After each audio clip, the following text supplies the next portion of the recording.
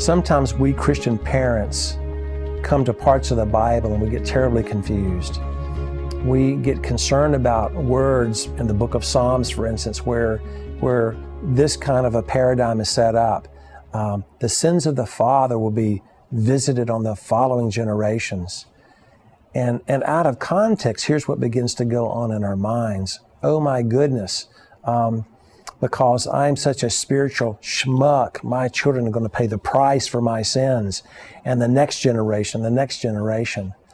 Really what generational sin from parent to child is meant to help us understand is this, that as a parent, I will reproduce after my kind.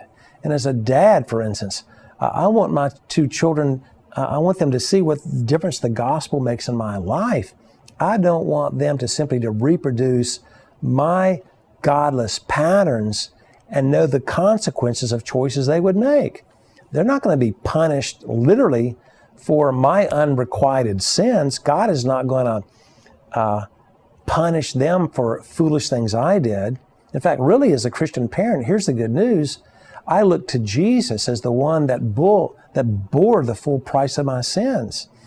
Because I believe in the work of Jesus, I don't even fear being punished for my sins, much less have I fear that my children are going to be punished for my sins. However, as a Christian, I know that I've got a good Father that will discipline me in love.